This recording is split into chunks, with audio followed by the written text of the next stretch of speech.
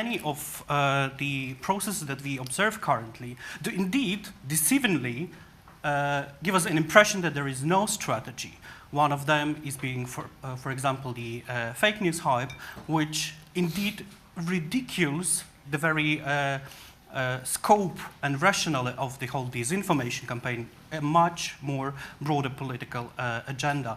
And there are several layers of this ridiculization, or say diminishing of the actions that are out there observed in the near and far neighborhoods of Russia that give us the impression to think that there is no strategy indeed. Partially, as we can refer to the fake news, this might be true because the whole phenomenon gains its own life as it becomes also part of the business model that basically drives and grows on the attention economy, right? And there might be as well agents that pursue and that engage in fake news spreading just because of their very wish to make money out of this, and there might not be an ideological rationale to that. There is, however, also a way and also the willingness of other agents to indeed spread the falsehoods with the intention. And this is something that we tend not to pay the attention to, the intentional content of the falsehoods. And if there is intention, there should be some strategic thinking, if not a strategy as we know it, behind that. And as Ofer also himself contended, there is a broad political objective. There is perhaps not a single command control center. There is perhaps not a single organizing principle that we would expect to be. However, there is a broad political objective and a whole array of tools that are deployed to that objective. And this is where the first level of radicalization, that is to say, disinformation to fake news, fails to explain the Russian behavior. And it also ends up upon the second level of radicalization, where we also think that, well, the whole current malaise with the Russian challenge is basically the disinformation challenge, tending thus to neglect all the others activities that are out there. And I'm talking not only about the classical economic coercion or energy coercion, but also very other instruments of political subversion, and also spreading the falsehoods behind the media,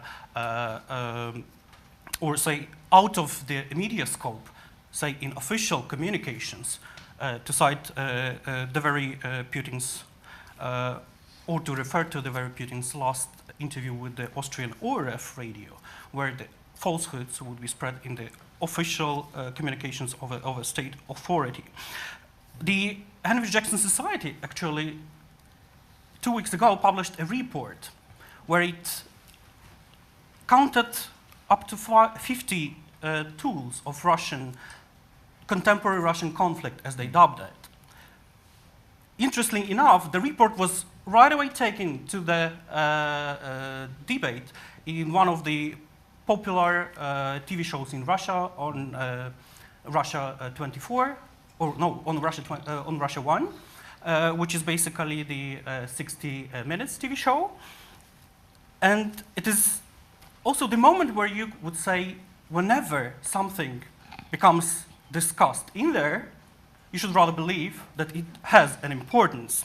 Thus, when we have a broad political objective to destabilize whatever, and if we have a toolkit of 50 or so, say, means, apparently we would expect that a strategy would be necessary to coordinate it all and to bring upon the result, the more so that the strategy is therefore to pursue specific goals whose success should be, in principle, measurable.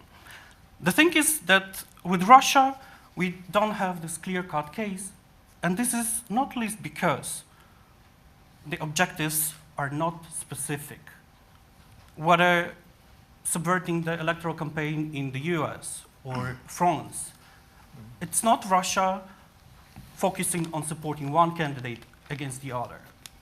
It's the Kremlin focusing on distorting the local consent, the local confidence in the institutions, domestic institutions, but also the institution of democracy, broadly speaking. And this is what leads us to contend that there is something more to this very intentional spread of the falsehoods and the disinformation as a manifestation of it than a simple free riding on the opportunism. As we shall see it later on, Russia's strategy of not having strategy, if we may dub it for a moment like this, relies as much on opportunities that present themselves as it relies on the very internal capabilities of having an input here and there to distort the local processes, which is known under, mnogohodovka, term, the multiple moves. Moreover, you would also be perhaps willing to refer to combinatsia, or combining every possibilities and every tools that are at the disposal, be those military, be those non-military, to pursue the goal.